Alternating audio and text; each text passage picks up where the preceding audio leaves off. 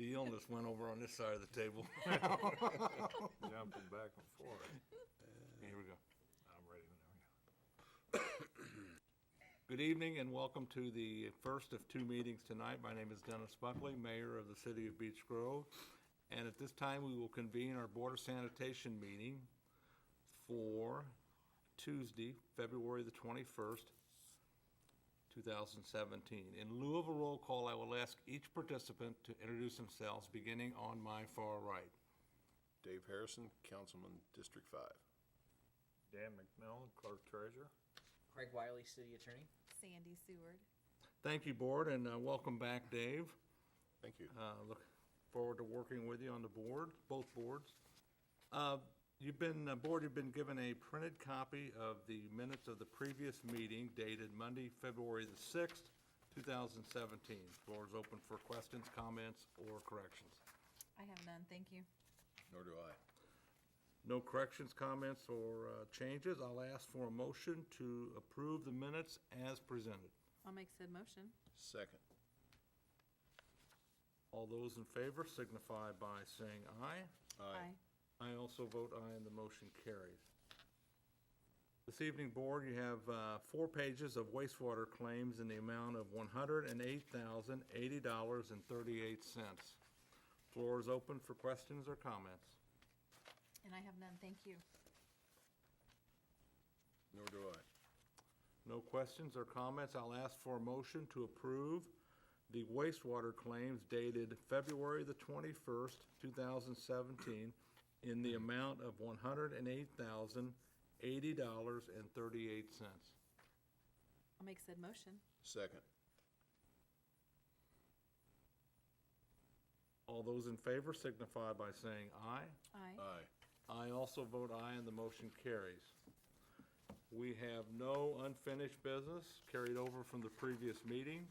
We have no new business this evening.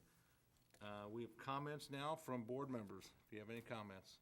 None. I have none, thank you. Not, I'll ask for a motion to adjourn the meeting. I'll make said motion. Second. The meeting is adjourned at 6:02 PM. We will convene Board of Public Works and Safety in 5 minutes. Thank you.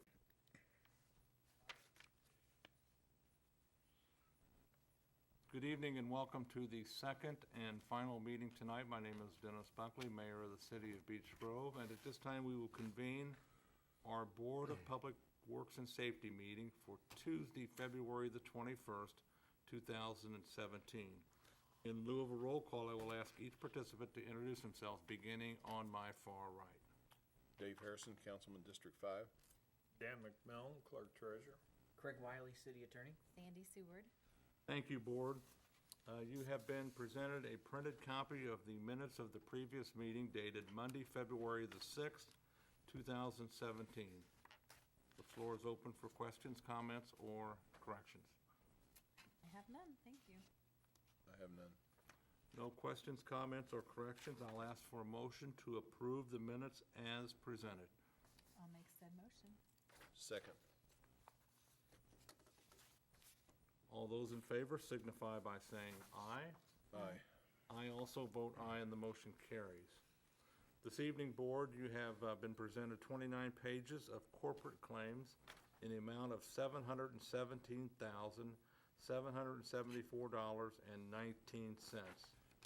The floor is open for questions or comments. And I have none, thank you. I have no questions, sir. No questions or comments. I'll ask for a motion to approve the corporate claims dated February 21st, 2017 in the amount of $717,774.19. I'll make said motion. Second. All those in favor signify by saying aye. Aye. I also vote aye, and the motion carries. Thank you.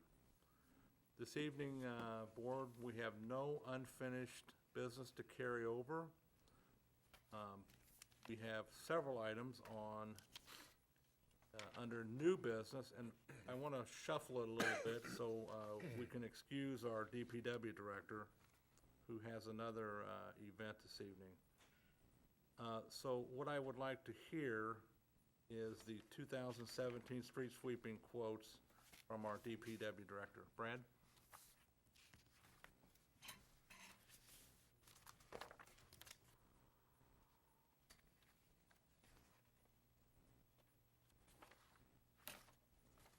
Good evening, Mayor and Board. Thank you for that. I appreciate that. So, we are due up for rebidding out our quotes, I guess, our street sweeping. Our previous relationship has been with EnviroSweep for the last 2 years, and it has gone really well. No complaints. But when I did get the quotes, we had a new company, TerraPro, that came in a little bit lower. They were at $44,742 annually, and EnviroSweep was at $47,945. So roughly $3,000 cheaper. I did speak with Whitestown today. TerraPro has done their street sweeping since 2014, and they are very happy with them and no complaints. So did get a good recommendation from another municipality of, I think they said they had around 45 lane miles. We're around 60, so somewhat similar in size and scope of what they would be doing here. So I would submit that to the board as to, that's where we are. Okay, thank you, Brad. The board, the floor is open for questions or comments. So Brad, I digging through all my paperwork. You said you would recommend going with the other vendor? Well, we have a great relationship with the other. The new one did come in cheaper, so their hourly rate is also cheaper. The EnviroSweep hourly rate was, I think it was where's that on here? $130 per hour. Then there's also a $40 per ton disposal fee. TerraPro did not have the disposal fee. There's just a flat $125 per hour. So if we had them at festivals or things like that, you would also save money along those lines as well. So here's my only comment, just from the paperwork that I have. To me, EnviroSweep is very detailed with all the services that they offer. And with the TerraPro, they just give you the rates. So, I would obviously go with, your recommendations so that you oversee this program. But, I guess the first thing that comes to my mind, are they compliant with IDEM? That's big to me. Sure. I hate to break the relationship we have with EnviroSweep. It makes me nervous to switch services when we have a company that's done a great job. My issue is I have to bring it to the board because had EnviroSweep come in a little under the other company, it wouldn't have been an issue. But now, since there is a little bit of a cost difference there, for me, it's a lot easier to keep the continuation of the relationship I already have with a company that does a great job. They're local. It's a new venture to go out with someone else. You hope that it goes well. There's always a chance it doesn't. Let me interject. It's also sometimes we base it on the most responsive quote or the most responsive bid to our needs. And I would defer to legal for an opinion, but cheaper isn't always better. You're not compelled to accept the lowest bid. It sounds like to me, if it's something that you feel comfortable with as far as the relationship you build with this entity, and sometimes that's worth a lot more than $3,000, but that's going to be your call. I don't want TerraPro to come back next week and say, oh, by the way, we need to do this and we need to do that and this, that, and all of a sudden they're more expensive. Correct. Yes, I agree. It makes my job a lot easier to stick with EnviroSweep, but, obviously I have to bring it to the board when there's a difference in money. Again, I'm just going to kind of reiterate this, the special, non-hazardous special waste transportation disposal service, that is big. There's just no details for me from TerraPro. And if you're going to, I don't know if they've provided you a detailed list like EnviroSweep has. They're not quite as responsive so far in dealing with the owner. I've had much better luck, obviously, with EnviroSweep. TerraPro's, it was a little bit of a challenge to get what I got.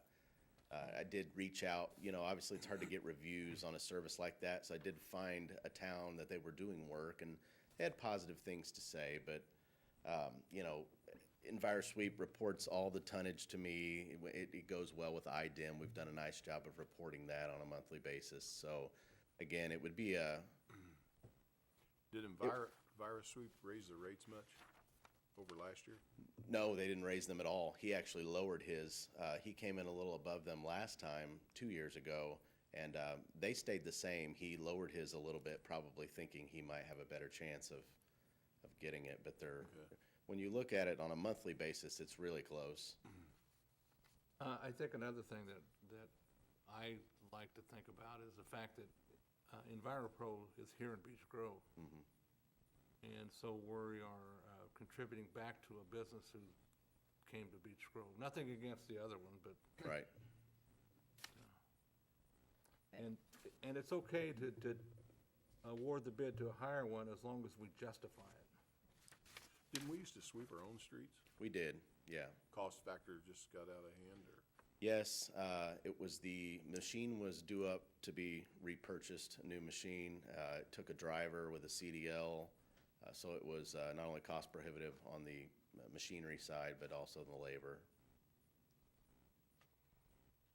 It's my opinion.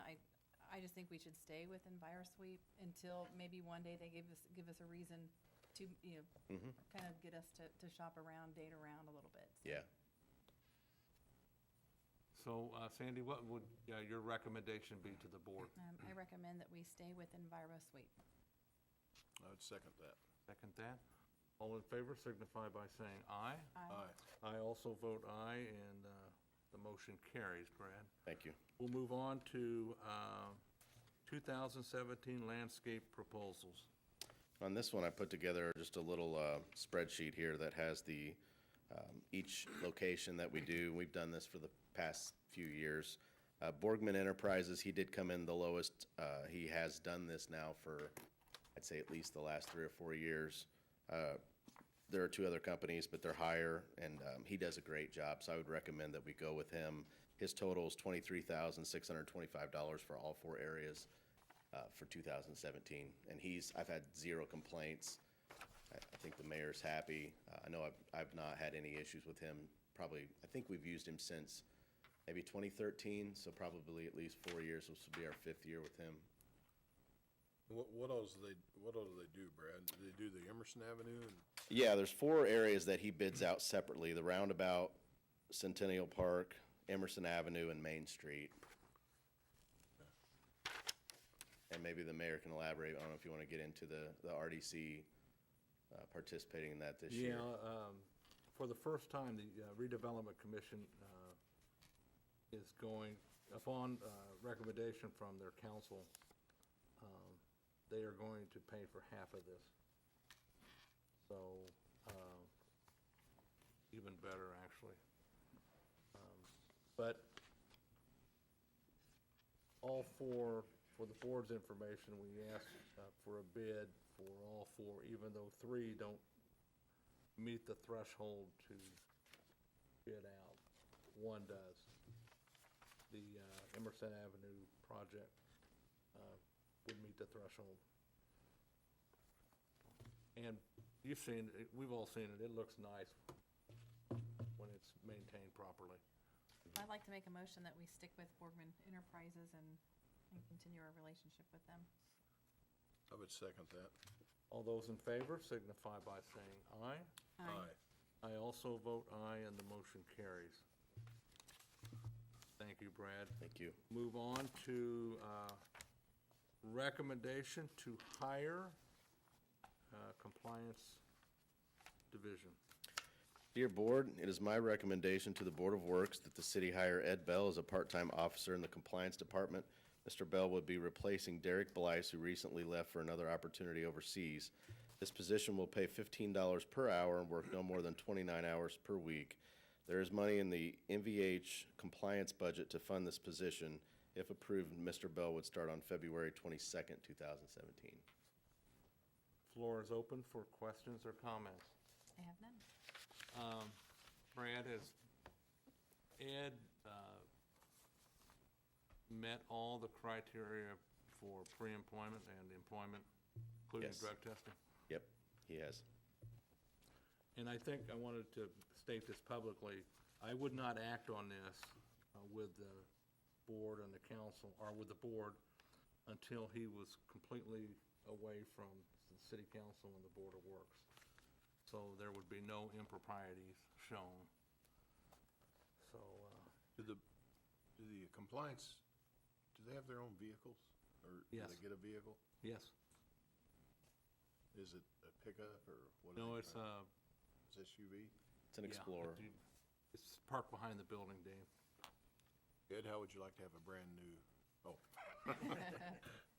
Just kidding. Okay, any questions from board members? I have none. I have none. Motion to approve the Public Work Director's recommendation to hire Ed Bell. I'll make said motion. Second. All those in favor signify by saying aye. Aye. I also vote aye, and the motion carries. Compliance Division, part-time pay increase. Brad?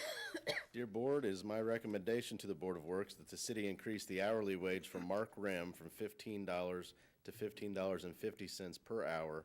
This wage rate is reflected in the 2017 salary ordinance. There is money in the MVH compliance budget to fund this increase. Thank you. Floor is open for questions or comments. Is Mark part-time or full-time compliance? It's all part-time. Part-time. Mhm. Thank you. Any other comments? I have none. Motion to approve the recommendation to increase the pay to $15.50 for Mark Rem. I'll make said motion. Second. All those in favor signify by saying aye. Aye. I also vote aye, and the motion carries. One last item, Brad. I think this is really good stuff here. Emerson Avenue LED light replacement. Go ahead. Dear Board, it is my recommendation to the Board of Works that the City of Beech Grove approve a proposal to install LED light bulbs on Emerson Avenue from Churchman Avenue to the railroad tracks just north of Albany. The proposal from J.E. Brown Electric is in the amount of $9,644 and would encompass switching all of the median and sidewalk lights from their current inefficient metal halide lamps to LED lamps. There's been a return on investment study done, and the average annual savings from this project would be $8,548.31. This estimated annual savings amount means the project would take 1.13 years to pay back the initial investment. The Redevelopment Commission has agreed to donate $4,000 to the project. Also, the city has applied for a rebate with IPL that, if approved, could see roughly $3,000 back in savings. Before I open the floor for comments from board, I think, Dan signed off on it last week. Did you want to comment on it? I'd just like to say, I sent in all the paperwork and signed off on it. It's all been in there. They have accepted the paperwork, and actually what they sent to me was just a little bit better. It was closer to the $4,000 rebate. So with the RDC paying half of it, or $4,000, it's a great thing for the city, and the LED lights should last a lot longer. And plus, the safety factor on Emerson Avenue of having to change them bulbs continuously is something that I think will help anybody involved in it. Thank you, Dan. Floor is open for any questions or comments. That's not rocket science. How many lamps are, not necessarily here, but just from Churchman to north of Albany, is there more that could be done? I think that pretty much encompasses the Emerson Avenue project, which was fitted with inefficient lamps. Okay. Yeah. Quite a few. So turning that over to LEDs right now, that's one of the biggest areas that we have our own lighting. Okay.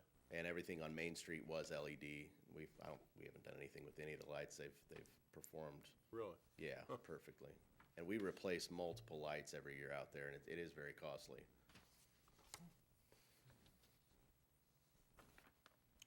No other questions or comments. I'll ask for a motion to approve the director's recommendation to switch lighting to LED on Emerson Avenue. I'll make said motion. Second. All those in favor signify by saying aye. I also vote aye, and the motion carries. Brad, do you have any idea when they'll start this project? We had to wait until the rebate was received, and we were able to confirm that today, and then now we're able to actually move forward with the project. So I would say within the next few weeks, they're gonna order parts immediately. Once they come in, they'll be out there switching it over. All right. Thank you for coming back tonight. Thank you. We'll go back up to the front of the agenda. Permission to hold fifth annual Beautify Beach Grove Walk. Dan, can you read into the record? Yeah. Dear Board of Works and Public Safety, we kindly ask your permission to host our 5th Annual Family Fun Walk in the Sarah T. Bolton Park on June 17, 2017. The walk will start at the main shelters and go down 13th Street to the Benedictine Center, through the Peace Garden, and return to the park where a DJ will provide music before and after the walk. The Beautify Beach Grove Committee has applied for one-day event insurance, and we provide a copy to you prior to the walk. We have been in contact with Chief Mark Swartz, Park Director Tom Hannon, and Chief Rob Cheshire, and they are all aware of our plans. The police department is going to provide traffic safety, and the fire department will be on standby in case they are needed. Thank you for your consideration, Julie Lockwood. Before I open it up to the board, either chief, you have any concerns with this?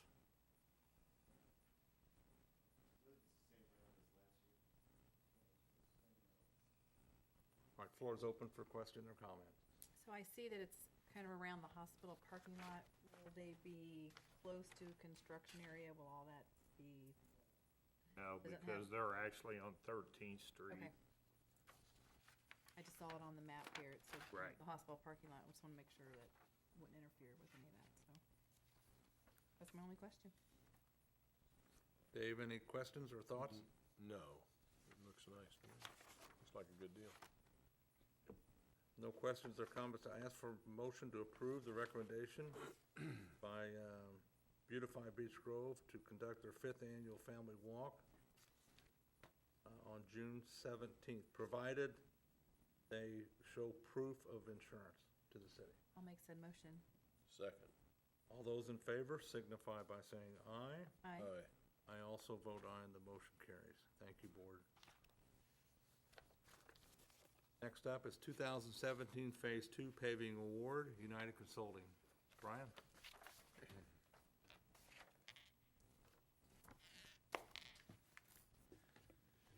Good evening, Mayor and Board.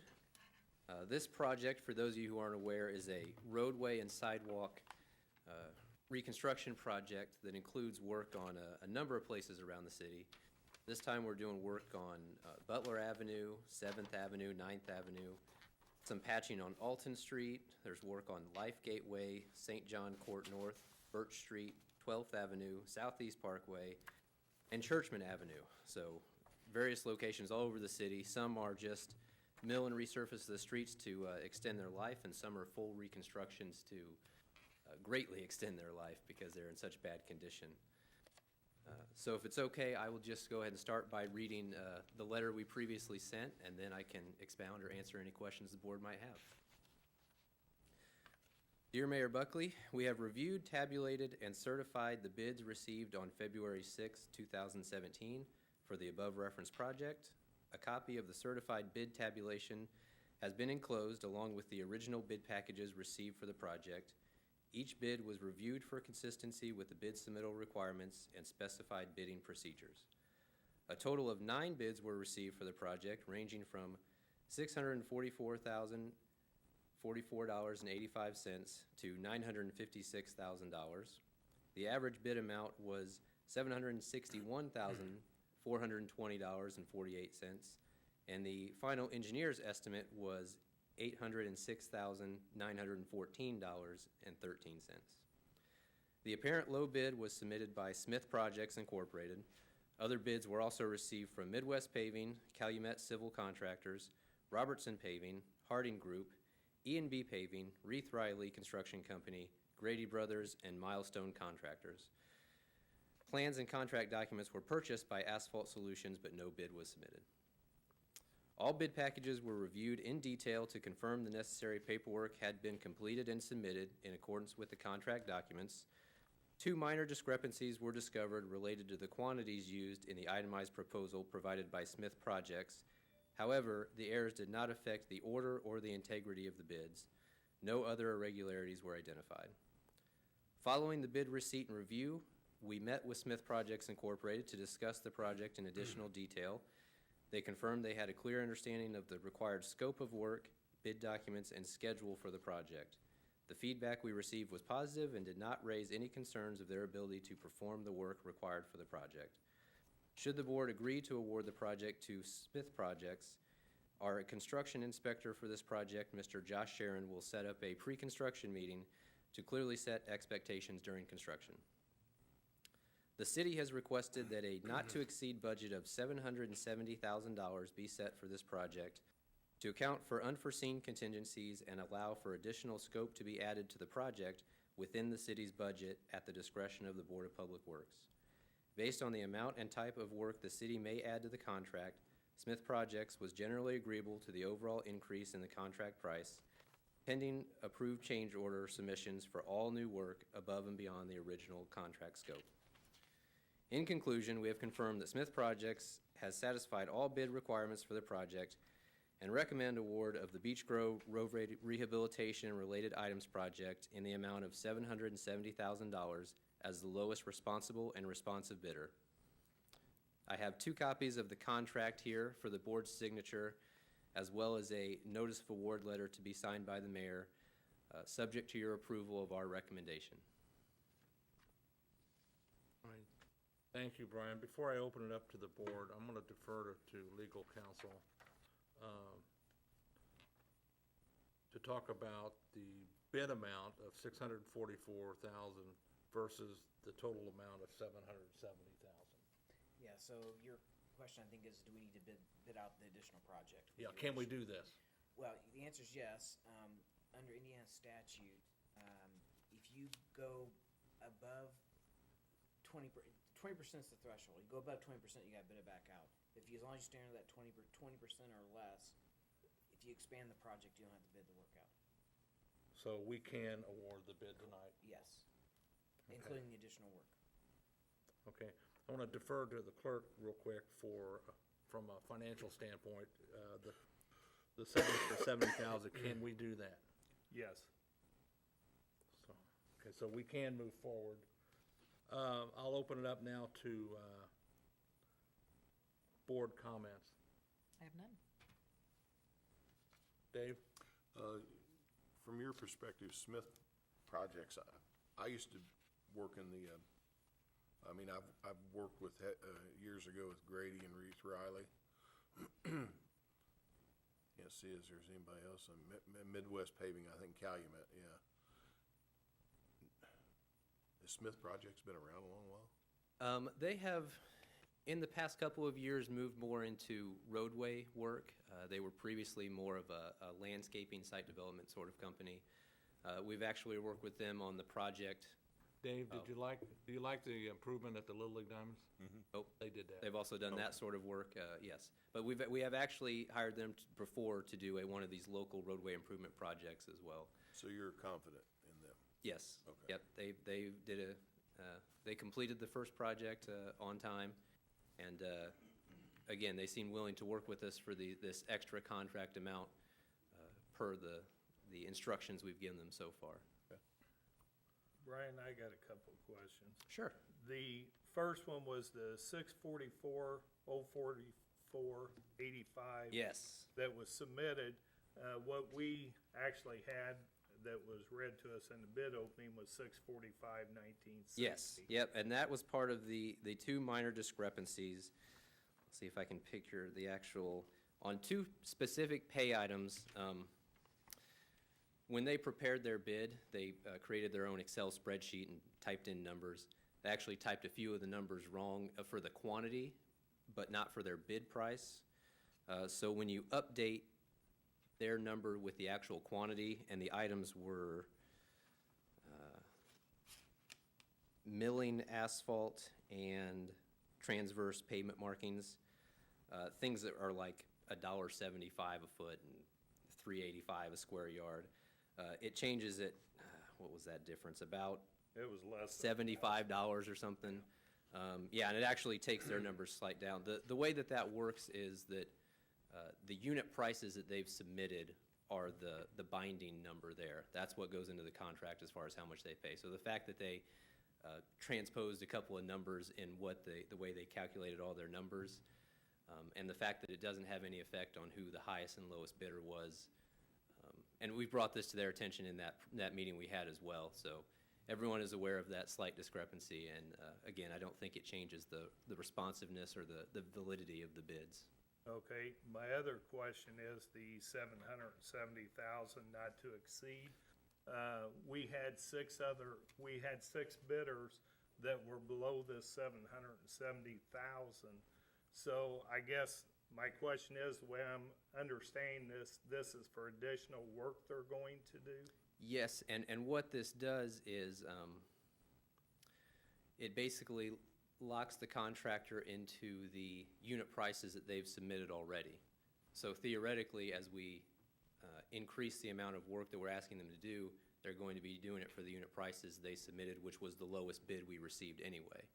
So theoretically, you should get the most bang for your buck by sticking with the lowest bidder and providing them with additional scope beyond what was originally intended, Okay. up to the 20% max that Craig mentioned. Okay, and Craig, I just got one question on this because I had someone that was a bidder actually want to see all the unit pricing on this, which at this time I didn't have, and I do now. But could they come back and say this was not done fairly because of the 770?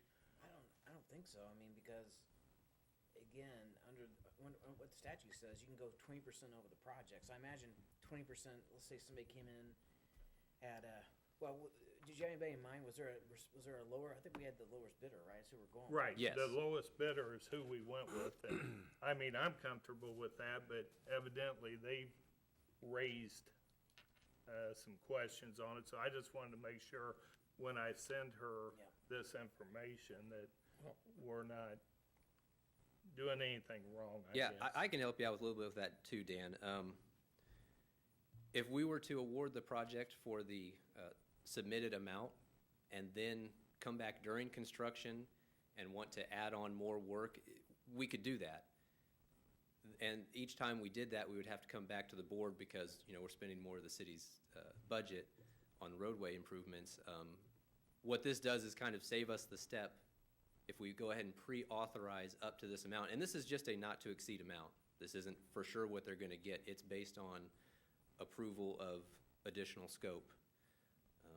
It basically takes that extra step out of having to come back each time we come up with one of those additional scope items we want to add to the project. So it's putting one before the other, but it comes out to be about the same thing. You also have to keep in mind that none of these companies knew that we would add on to the thing, to the project. Right, that wasn't including any Smith sort of project. proprietary information that we shared with anybody, and that was a Nobody determination. knows that. And we couldn't even have known that before we opened the bids. Right. The amount of money we had to spend on this project was going to be determined based on the bids that we received. Okay. No, that answers my question because of it going from a 645 to a 770, and people are, I didn't want them come back and saying, well, this isn't right. Sure. Yeah, no, if we would have gotten the lowest bid to be what we had estimated before we sent things out at $800,000, we wouldn't have had any extra budget to spend on it. So this is us trying to make efficient use of the full roadway reconstruction budget. Well, and it's good to know that we're going with the lowest bidder's numbers that they've already submitted, so. Any other questions? Dave? No, sir. Received a petition this morning from a citizen who lives on St. John's Court North, and I want to include it in the record, so if Dan could, 10 people signed this, so if you could read that Okay. for the record. We, the people of St. John Court North, are in need of having our street, curbs, and some sidewalks repaired or replaced. They have not been replaced or paved for 30 years. And do you want the names of the people? No, just, Okay. there was 10, I'm gonna include it in the, Oh, okay. All right. and I just thought that was ironic, because when did we start with, last fall or early winter? It was right at the end of last year that we came up with this last group of roadways to improve. And this will be the largest, Is St. John's included in this? yes, Yes, St. John's Court North is one of the streets we were planning on improving. yeah. Every councilmatic Every district council is. district has paving. Right. I was thinking that got done. No. I believe Yazoo Drive did, Yazoo, right next to it. All of them. But the work at that time didn't go, that was back in maybe 2013 or 14, but it didn't go down St. John's Court. So, if there's no questions or further questions or comments, I'll ask for a motion to approve the recommendation from United Consulting to accept to enter into an agreement with Smith Projects for paving not to exceed $770,000. And I'll make said motion. Second. All those in favor signify by saying aye. Aye. I also vote aye, and the motion carries. Before we go any further, do you have the contracts? I sure do. Could you approach us, please?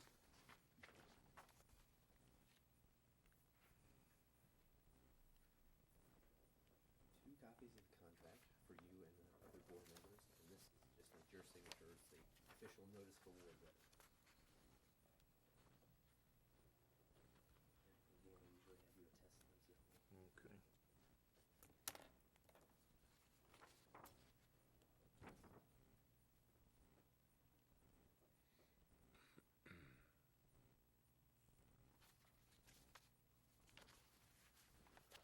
That goes with that one.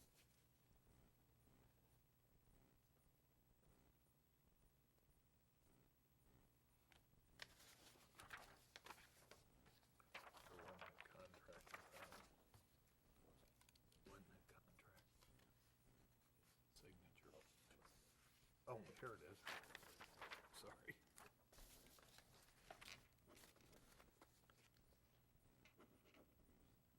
Sure.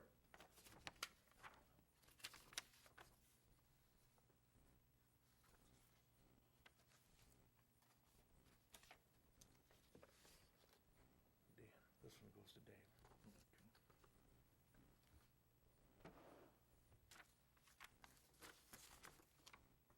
Goes to Sandy.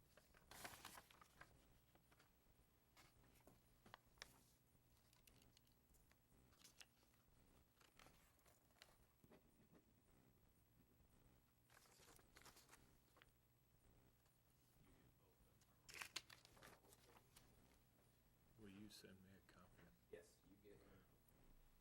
Brian, can I put you on the spot? We haven't talked about this previous. Sure. Can you talk about the community crossings grant and what we're getting ready to do again? Okay, yes. The Community Crossings Grant is a 50/50 matching grant that we applied for last year. We got it for several of the streets that we're doing as part of this project, but not all of them. So the roadways that we're improving as part of this project that we didn't include in our previous application, we want to include in our next application coming up this year. And like I said, it's a 50/50 matching grant where for construction dollar, they will match what you spend up to, I believe, $1 million of construction money. So it's a great way to get these local projects partially funded. And I want to make sure we go back with every road that we did last year and this year that's eligible to turn it back in for more funding. Yes, yeah. Anything that has not been covered already will definitely be covered in the next batch. And I believe for the 2016 funding that we got, we already got the check cut to us, and that's money in the bank for us. So that's going straight into paying for this contractor. So for this local project, we will handle getting Smith Projects to sign the contract, and we will set up a pre-construction meeting likely in the next couple of weeks. At that time, we'll set a notice to proceed date, and from that point, the contractor will have 90 days to do this work.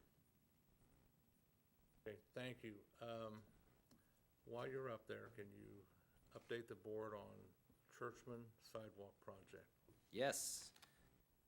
Churchman Avenue sidewalk improvements. This was a local public agency job that we did with NDOT. We received some federal funds at an 80-20 split, even better than the 50-50. We got 80-20 on this one to cover construction and construction inspection costs. But we had to go through NDOT as far as the holder of that money and the oversight agent. That project is now scheduled to let on March 1st. What does that mean? That is when, basically, their bid opening. For this type of project with NDOT's oversight, we don't do a local bid opening like we did for this roadway project. NDOT handles all that. They'll handle actually setting up the contract with the contractor and getting that work done. So what they will do is once they open those bids, they will confirm with the city that they want to award the project, and should you agree and write them the check for your 20%, they will then authorize the rest of that 80% to be funded and get the contractor going. Dave, we've already approved the payment, so when it comes in, all Dan has to do is cut the check. For the public's information, how much was the award? The For the bid sidewalk award? Bid award. Well, that's what we should know on March 1st. Yeah, but what did we apply for? Yes, yeah, the funding that we got. We were awarded $791,120. And basically, when you add up the rest of the money that the city spent, it was around $430,000 to get $790,000. Because they do make you pay for some of the preliminary engineering and stuff out of your own pocket. But yeah, so thanks to some very hard work from Brad and Craig and Manny, we were able to acquire all the land we needed to construct this sidewalk on the south side of Churchman from the Cambridge Square Apartments all the way over to Arlington. It'll go right through and encompass the current sidewalk that's out near the back drive to the high school that was part of the Safe Routes to School project. So we're going to build and expound upon that and get a sidewalk up against the road there to get people all the way up and down Churchman Avenue. There's a bunch of hands in this, the clerk's office, the city council, the Board of Works, the redevelopment commission, a whole Manny, Craig, Brad was a big role in this. Yep, yeah, we need, when we're dealing with NDOT, Brad is our employee and responsible charge as far as they're concerned, so we have to do everything through him, and he got us over the finish line here. There's actually already some utility relocations going on out there, as you may have seen. That's what they're doing. They're relocating some gas lines, and they'll eventually be taking down the street lights and putting them up on the other side of the road such that we can install the sidewalk on the south side. So when do you think construction would begin? It usually takes about 30 to 45 days from the letting date. So I'd say mid to late April is when you could realistically expect the contractor to be out there actually installing the sidewalk. And in that contract, there is a final completion date that they should be done by November 1st of this year. Very good. Very good. I got one question Yes. for you because I know it's kind of misleading. The first part of that was the Safe Sidewalks to Schools grant that paid for that. Yeah, that was a whole sidewalk out separate, there. already constructed piece of sidewalk out there. The next piece of it is the part that will butt up to them sidewalks and go out to Arlington. Yes. And then we're actually looking at doing the other side from Emerson to where it butts up to the Right, sidewalks. as part that of are our also- local roadway improvement project that we just decided to award. Yes, that has a sidewalk improvement on the north side of Churchman, as you were saying, from Emerson down to the driveway to the fire department. It's just kind of confusing for some of the citizens. I mean, Yeah, they're- even myself, I'm thinking, what's paying for this? You know, but, Yeah, there'll be a couple different projects going on out there. I have to imagine that based on the letting date for the federal aid project, the local project will probably get done first, and you'll have that sidewalk on the north side of the road first before the work on the south side starts. And it goes back farther west than the Safe Routes to School project, and it goes all the way to there's a little gap there between the Safe Routes to School and the Cambridge Square Apartments.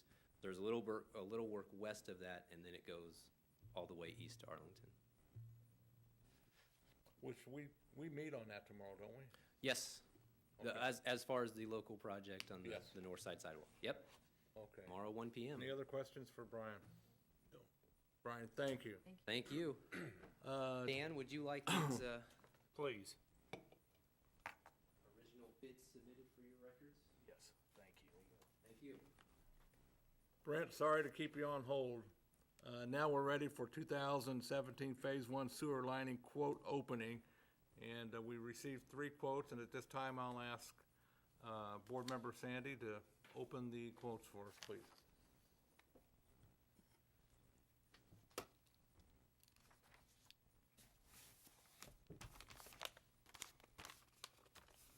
The first quote is from Miller Pipeline.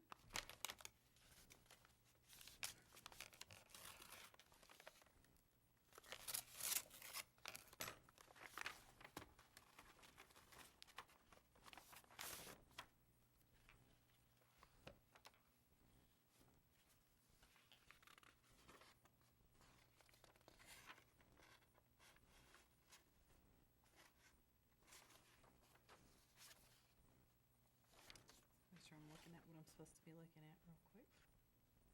The total unit price quote, $58,729.80.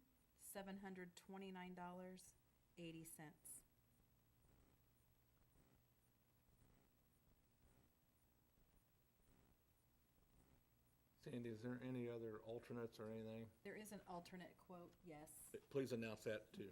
The alternate quote is $27,272.70.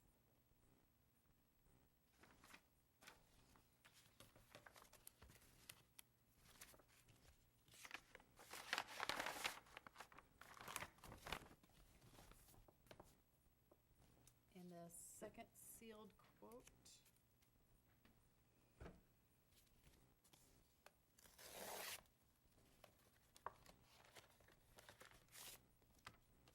is from Lane Inliner.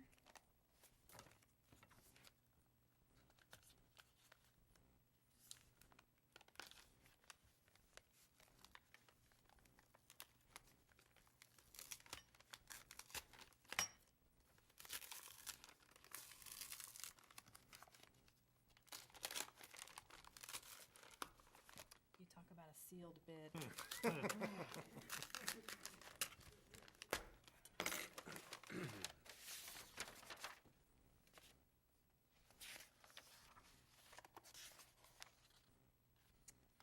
And the quote is $82,355.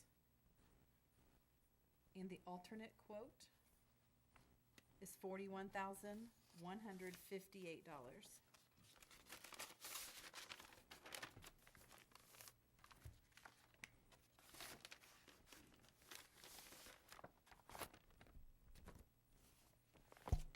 And the third quote from Instituform Technologies.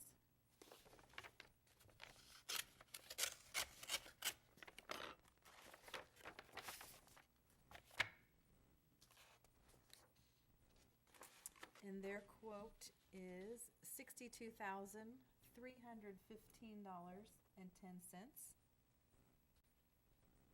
Their alternate quote is $30,141.80. And those are the only 3 quotes that we have. Could you come up, Brent, and take the quotes, please?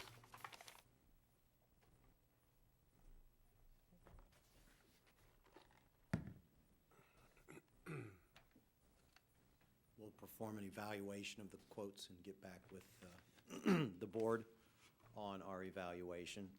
Just for your information, the engineer's estimate on the base quote was $66,215, and the ad alternate was $29,900, so we're very pleased with the pricing.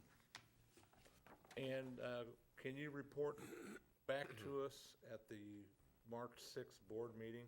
Our plan would be to present the quote evaluation letter for the board to act on, yes. Okay, all right. Brent, thank you so much. Thank you. Move down to, we have 3 handicap parking application renewals. I'll defer to the clerk for each one. Okay, all 3 of these are renewal.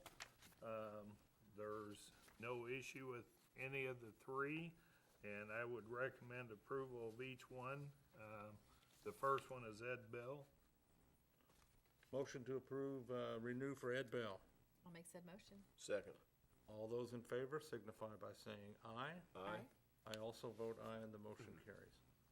The next one is for Barbara Thomas, and like I say, that's renewal also, and recommend approval. Motion to approve the renewal for Barbara Thomas. I'll make said motion. Second. All those in favor signify by saying aye. Aye. I vote aye as well. And the third one is Jerry Turner. It's a renewal also.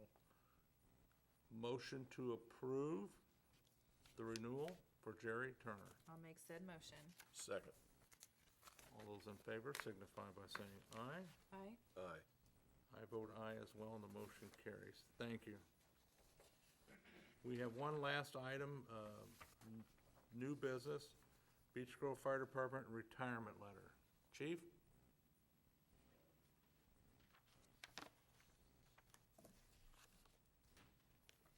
And while you're walking up here, I'll have the clerk read the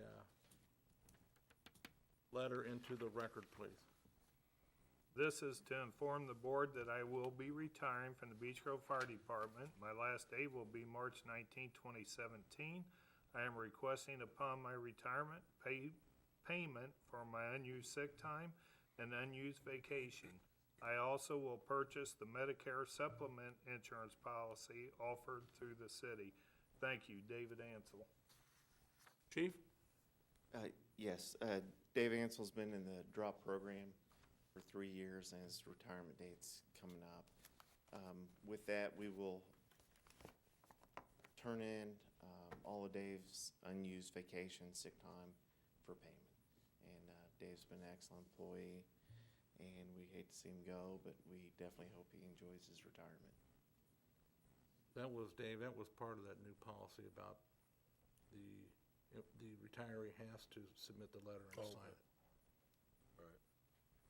And, How many years was he on the department? 32, I believe.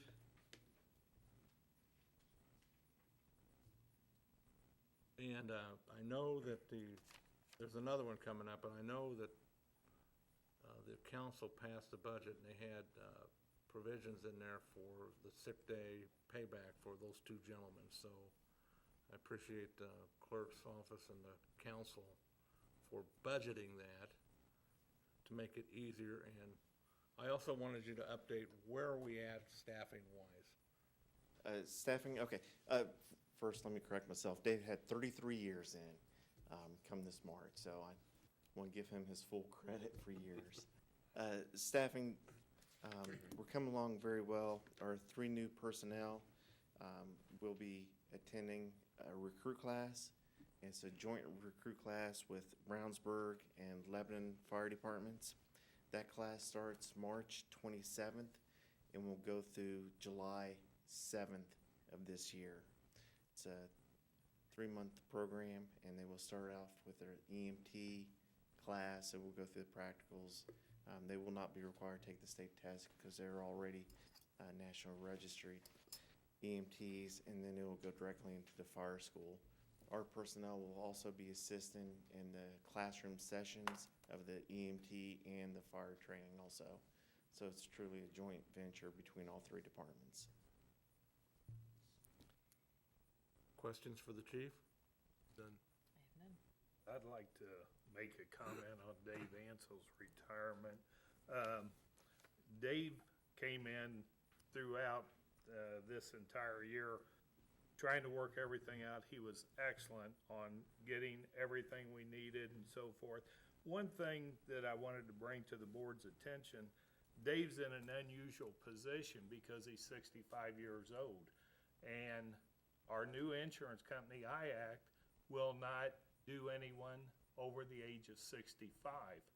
So Dave is going to take out his insurance, but the problem with that is they do not start until April the 1st. So unfortunately, he's gonna have a 2-week gap in there. Knock on wood, nothing happens, but he's not gonna have any health insurance, or, health insurance because of the way the two things Wow. work out. I've contacted IACT about Cobra. They wouldn't Cobra him, and our Medicare policy wouldn't do it either because they start on the 1st of the month. But I just think it's kind of unfair, and I don't know what you do to it because my hands are 100% tied. Can he stay with us 2 additional weeks? No. When he committed to the drop program, it's pretty well a solid date. This is the date that you will retire, so. And he did that over 3 years ago. That Yeah. date was set for him. And like I say, everybody worked to try to do it and to get him the insurance, but it's unusual for someone to be 65 when they retire like that. And so it's just one of the things that there was a loophole there. I just wanted to bring that to your attention, so. I don't know if the board would want to take a look at if he has any costs associated with medicine or anything, if they would want to look at reimbursement in that 2-week gap. Well, I don't think it's the medicine, it's the fact if something major happened, and, but like I say, we've talked about it, and he knows that, that we worked on both ends, and if IAC would've Cobra'd him, it would've gave him 60 days, and if anything happens, but they said no, because their guidelines are 65, and you're at midnight on whatever date it is he's retiring, he's done. So, that's just things that happen with insurance, unfortunately. And Mayor, I have a couple more items I'd like to present to the board, just give them some updated information, if possible. I want to approve this retirement letter. Motion to approve. I'll make said motion. Second. All those in favor signify by saying aye. Aye.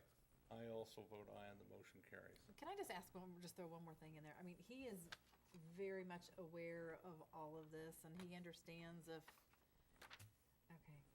Just wanted to Unfortunately. confirm that. I mean, it is unfortunate, but just wanted to. Is he squared away on the Medicaid or Medicare? Yes, it will go into effect April the 1st. But like I say, there's a couple weeks in there, and, it's just scary that, you never know when something's gonna happen. Thanks, Dan. Go ahead, Chief. Thank you. Just want to inform the board that our tick cameras are on both engines. We do have a spare charger for our reserve engine down Station 56. We have 4 more sets of turnout gear yet to purchase. We started purchasing the gear for the youngest members, and the last is the older guys up at the top. Will have their turnout gear replaced last, so that's where we stand with that. The Beech Grove Fire Department completed the middle school CPR last week. It's a very great program where we go in and teach 8th graders CPR and AED use. This week, the firefighters are completing their WPEs, that's their work performance evaluations at Wayne Township. We partner with Speedway Fire Department to rent that building, and we run through a series of, it's more of a confidence obstacle type testing while they're in full turnout gear, SCBA, and they have to complete the course within 10 minutes, and that's required annually. And that's in conjunction with Public Safety Medical, Dr. Moffitt, our medical director for the fire department. He takes a look at the WPEs, and they also do our annual physicals in August, so it's just in conjunction, it all ties together. With our prevent maintenance, we were able to send off some front rotors for the medic trucks to have those cryogenically dipped. So what they did, they froze those rotors, and we're supposed to receive at least 3 times the use out of those rotors. So hopefully that will decrease the cost of our PM maintenances when we do have to replace brakes on the medic trucks. So we're looking forward to testing those. RTV6 did a great job. They had IFD as a spotlight segment, and they talked about how they're saving money when they cryogenically dip the rotors for the fire engine. So that's our next step. But we started with medics, and then just do the sheer expense of the rotors on the engines when they come due. We'll have those done also, but we're not going to go ahead and pre-purchase those items at this time. We did have engine 56 in for PM and pump maintenance. It came back and is back on the street. We had to order some 5-inch hose for our reserve truck. We were down 500 feet, which is kind of got us down the critical level for depletion of hose on that truck, so that was ordered. We also replaced 2 of the Plymouth vents down at Station 56. One is complete. And what we did, we switched over to magnetic connection. The Plymouth vent is what hooks to the engine exhaust.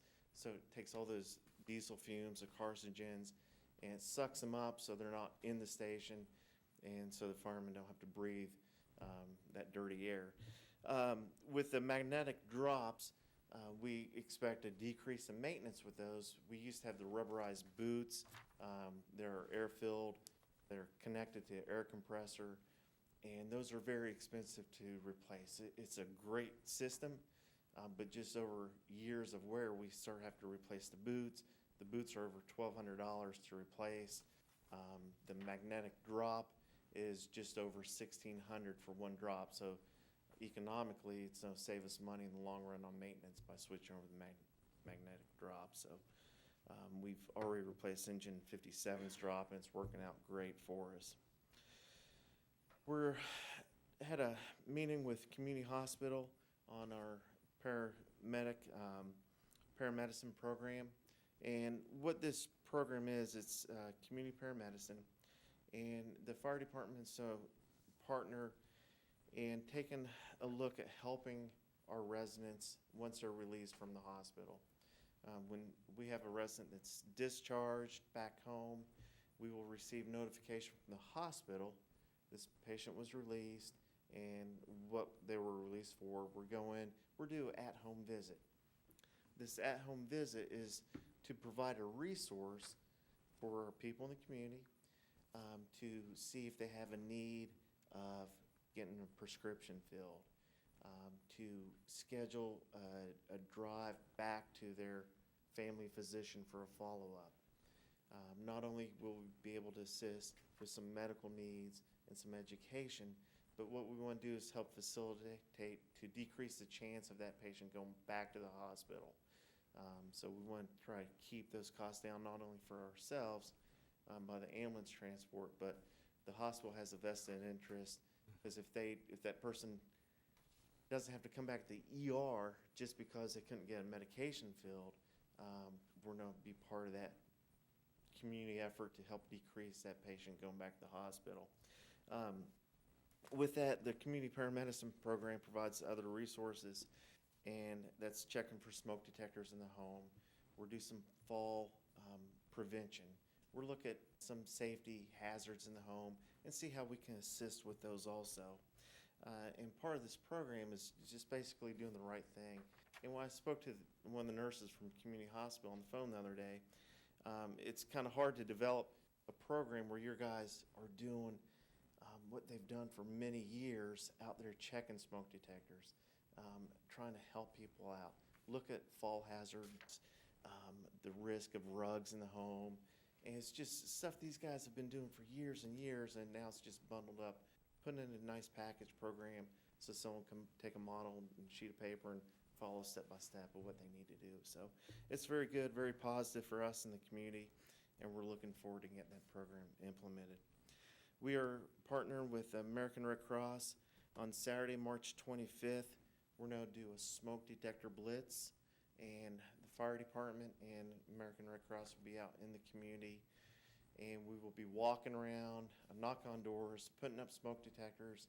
The smoke detectors are provided through the Red Cross. Also, with the information we have on our Facebook page, we'll put flyers out in the community. People in the community, if they're not home that Saturday, they will be able to contact the Red Cross and schedule time for them to come out and put up a smoke detector. That's one of the programs we do now. been in partnership with the Red Cross. They're gonna provide the detectors, and I think this will just be a mass blitz for the whole community. And it's very positive, so we're looking forward to getting out March 25th and from 9 to 2 and starting that program. Questions for board members? I have none. Thanks, Chief. Thank you. Chief? What's the update on the hiring process?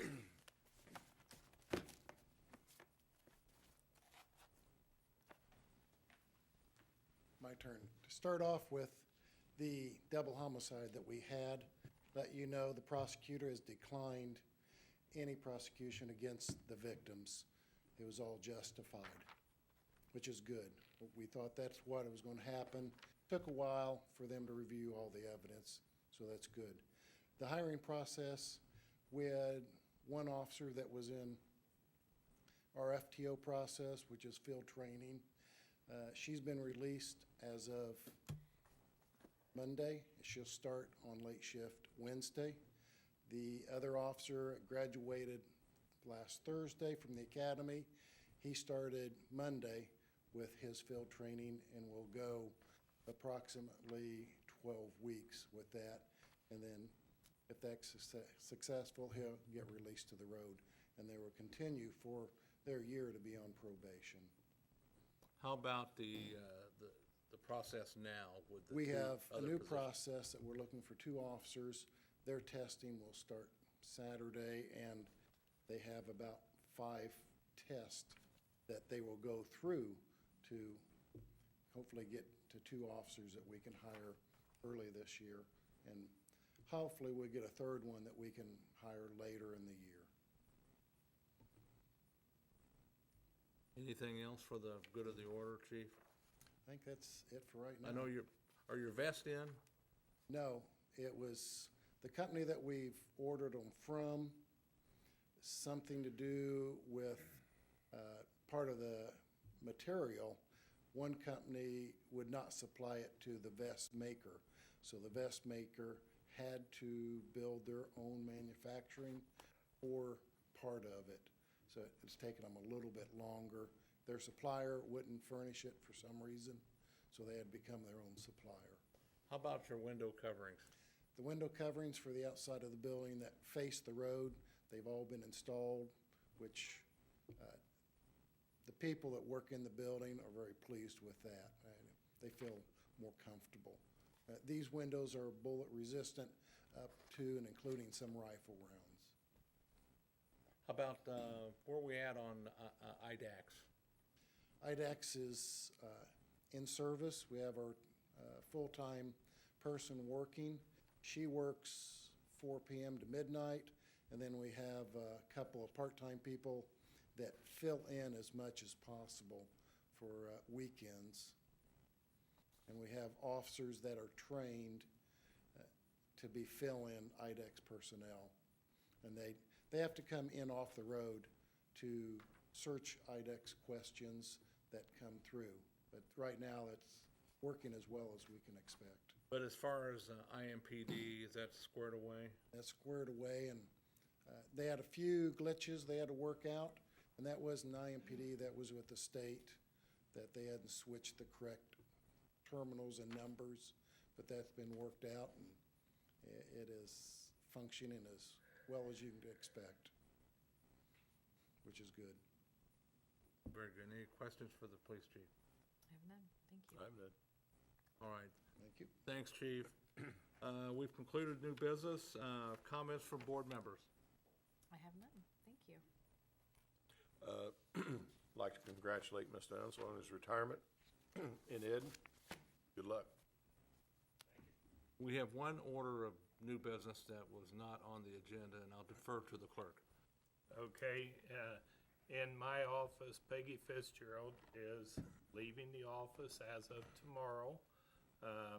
Peggy actually was retired from the city, came back the day Dennis and I started in 2012, and volunteered for several months. And anyway, I hired her on as a part-time individual at that time.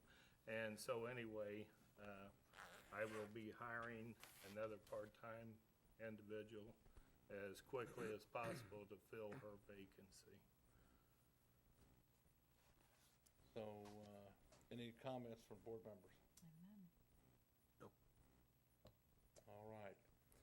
With that, ask for a motion to adjourn the meeting. Said motion. Second? The meeting is adjourned at 7:12 PM. We will convene again on Monday, March the 6th at 6 PM in these chambers.